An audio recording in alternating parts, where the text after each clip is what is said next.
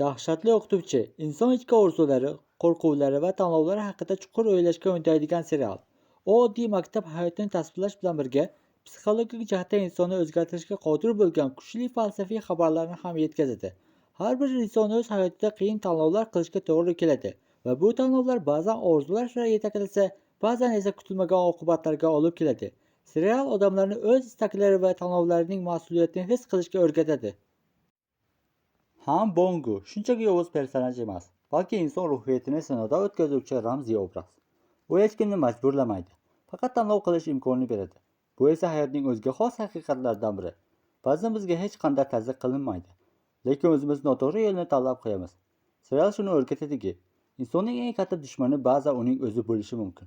Yomon qarorlar, qisqa muddatli manfaatlarga uchish, kelajak haqida o'ylamaslik, bularning barchasi insonga zarar keltiradi. Kang Yerim obrazini kuzatsak, oddiy sinf sardorida haqiqiy qahramonga aylanadi.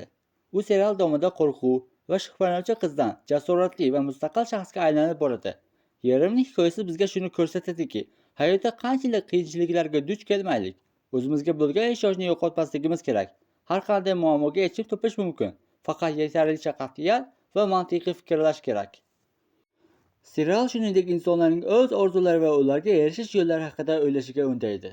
Maktab o'quvchilari kabi hayotda ko'pchilik o'z maqsadlariga osongina erishishni xohlaydi, lekin dahshatli o'qituvchi shuni anglatadiki, haqiqiy yutuq faqat mehnat va mashaqqat orqali qo'lga kiritiladi. Agar kimdir sizga istaklaringizni osonlik bilan amalga oshirishni imkoniyatini taklif qilsa, bu har doim ham yaxshi narsa emas, chunki orzularni ro'yobga chiqarish jarayonining o'zi bizni kuchli qiladi. O'z mehnati bilan erishilgan yutuq insonni baxtli qiladi, lekin oson kelgan narsalar oxir-oqibat qadrini yo'qotadi.